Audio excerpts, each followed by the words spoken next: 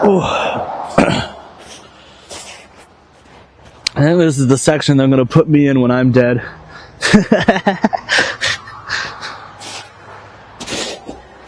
Here with the pores.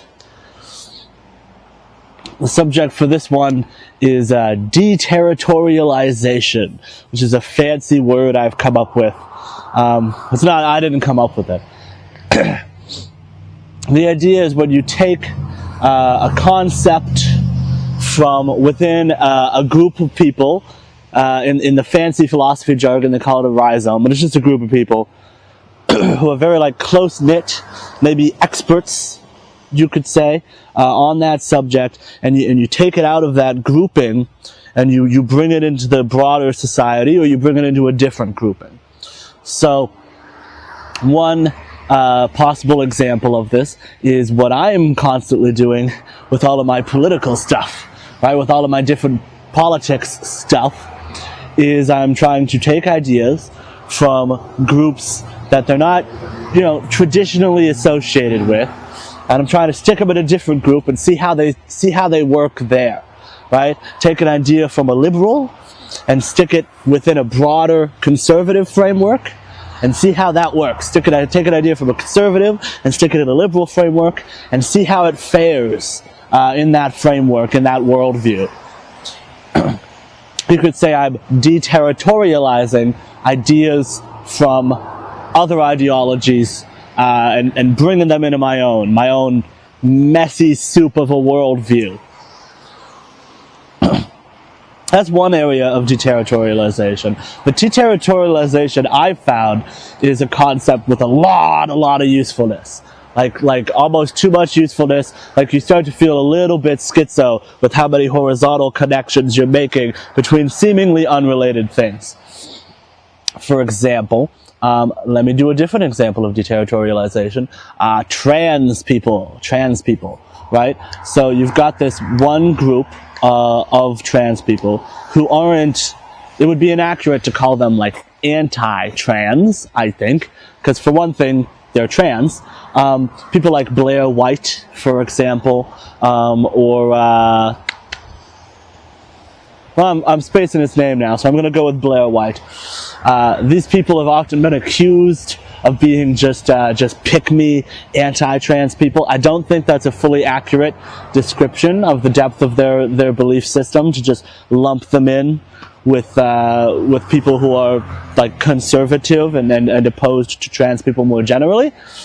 What they are, more accurately, is they're gatekeepers.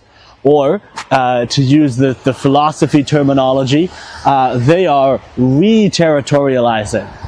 They're trying to take the idea back, trying to stick it back in their territory.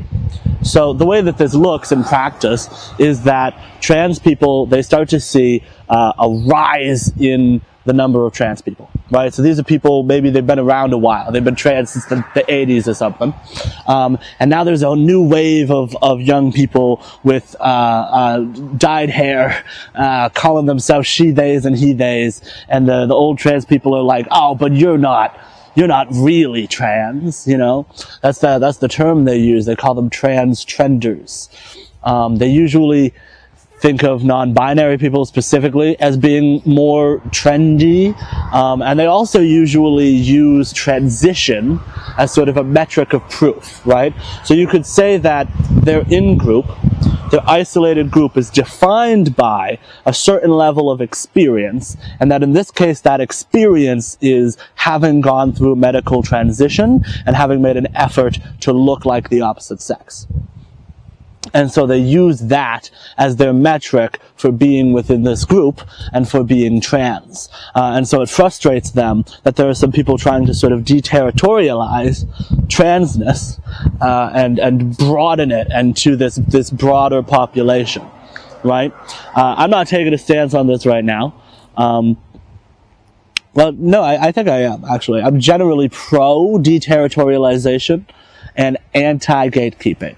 I think in all the patterns I've seen emerge involving deterritorialization, in general, on principle, I am pro-deterritorialization, which puts me more on the anti-Blair White side and more on the pro-non-binary, do whatever you want side of things when it comes to this within the trans community debate. Okay, let's talk about a different issue: cultural appropriation. Because now I'm going to change teams. I'm going to change teams now. I'm going to change sides. Right? I just said something very left wing. Just said that I like non-binary people. That's very left-wing, I guess. And now I'm going to change teams and go to cultural appropriation, where I think cultural appropriation is good and fine. I like it. I think it's good and fine and fun. And I think you should do it more. I think Native American headdresses worn by DJs at raves make the rave cooler. And I like them. I like the way they look, and I like the aesthetic. Yeah, I'm pretty pro-cultural appropriation. And the reason is because I see it as the same tendency of deterritorialization. There's this small group of people who says, this is our culture, and we have a sort of an ownership of it. And people from outside it shouldn't be able to get in. But a lot of the critiques of cultural appropriation, other than people who are just like generally annoyed with it, which isn't really much of a critique, a lot of the critiques come from people saying things like, well, okay, my indigenous professor said that I could wear a headdress, but then there were protests because indigenous people didn't like my indigenous professor's views on it and didn't like me wearing it. So now is it okay? Or, well, I'm only a quarter indigenous. Am I allowed to wear it? How indigenous do you have to be? How black do you have to be before you can say the N-word? You know, etc. All these gradients. Right? And that's, it's essentially what they're doing is they're turning the category of being a part of this racial group into a spectrum. Notice that. Notice the keyword there, spectrum. Okay? Because that's the same keyword that comes up in a gender identity conversation. They say gender is a spectrum. Okay? So now we're going to make another horizontal leap. We're talking about spectrums. Let's talk about the autism spectrum, right? That's a spectrum. There are debates about self-diagnosis online. People who diagnose themselves are seen as less legitimate. We're going for a walk now. My legs are getting tired. Are seen as less legitimate than people with an official psychiatric diagnosis from a psychiatrist, which is dumb for several reasons. You know, reason number one is that psychiatrists are stupid and they don't know what they're talking about. I do kind of think that a little bit. They seem like their ideas are pretty pretentious, and I get the impression that there's a lot of really depthfully ingrained biases, usually liberal biases, in the psychiatry profession, so I generally distrust them. Not that you shouldn't, like, get therapy if you're deeply unwell. I'm sure they can help with that. It's just that the way they help with it is very rigid. But on a deeper level, right, without that critique per se,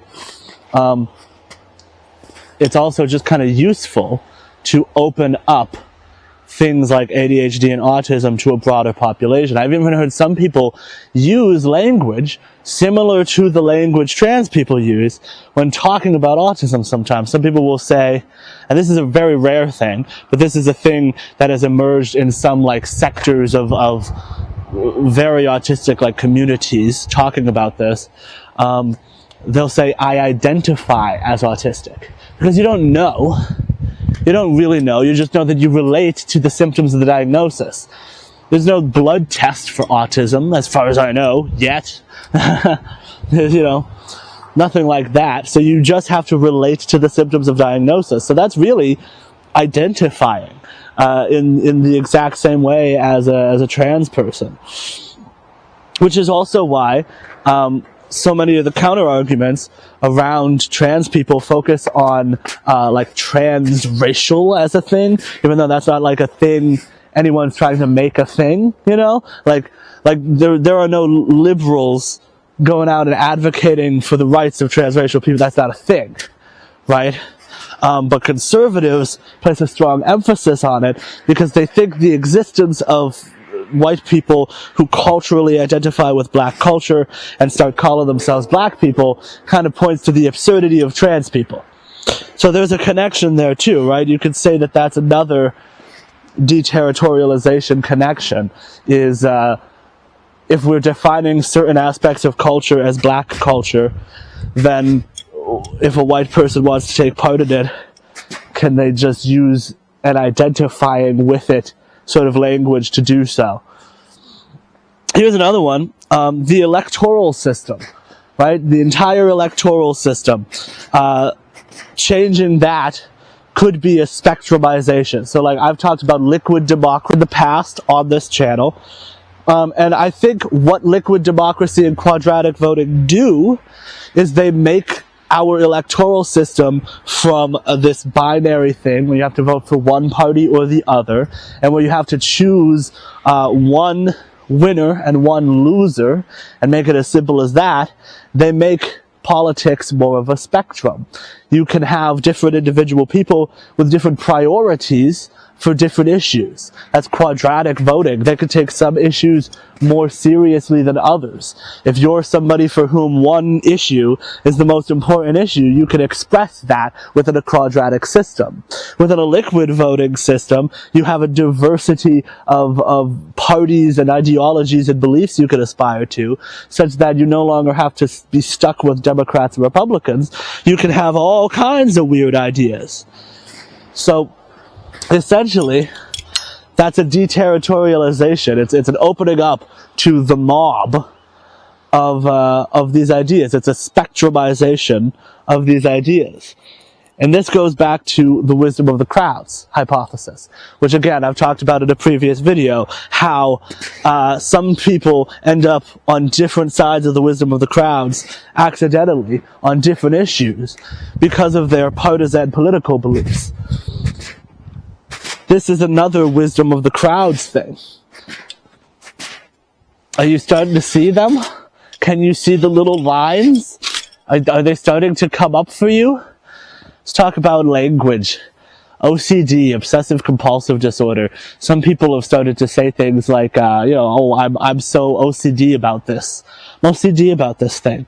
And then I guess maybe some people with actual obsessive compulsive disorder theoretically said they didn't like that. Or maybe none of them did, and it was just woke people operating off on their own logic chain. For all I know, there was not even a single person with obsessive compulsive disorder who started this. For all I know. Maybe there was. Maybe there was a group that was really passionate about it and really hurt by this popularity of this phrase. But it's a useful phrase, is the thing. It's useful to everybody else in the world. It's not just useful for the small handful of people who have diagnosable OCD. It's useful to be able to relate to the diagnosis of OCD. And why not? Why not? We do it with other things. Right? I just talked about we do it with gender. I just talked about we do it with autism, calling that a spectrum. So why not? Why not make OCD a spectrum? For all I know, in 10 years, they're going to retcon the binary OCD diagnosis the same way they already have with autism, the same way they're talking about doing with schizophrenia, and they're going to make OCD into a spectrum, and then there's a bunch of people who are going to self-diagnose with it online. So why not? Why not just casually self-diagnose with a minor form of OCD that puts you on some kind of an OCD spectrum, and then now you can use the language. Well, and then everybody can shut up and calm down about the fucking woke, well, you can't say OCD, you don't have real OCD. Shit. I saw somebody, and this was a funny thing. I saw somebody, a woke person, online, who was trying to be like, she saw people who had autism, or at least self-diagnosed with autism, saying the word retard, saying retarded, And they were kind of saying, well, that, we can say that we are retarded. It's our word to say. And she was like, well, but it's not your word to say. You're just like self-diagnosed, okay? But she couldn't say that. She couldn't do that because she's woke, and they believe right now, a lot of people, in self-diagnosis. So she couldn't make that argument. So instead, she had to make this weird argument that the word retarded is like only for people with intellectual disabilities that are very severe, and that even if you have an intellectual disability like autism, you still can't use it. So that was, I don't know, it just felt like a stretch. It felt like a desperate effort to get people to stop using a word that everybody's been using for fucking forever. And it's not a big deal, really.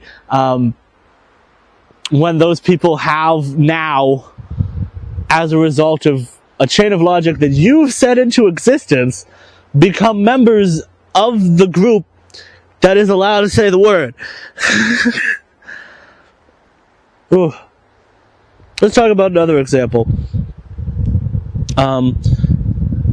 Israel-Palestine stuff, right?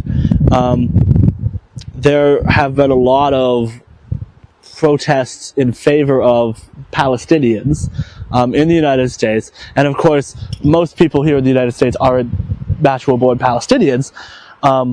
So most of them are white people.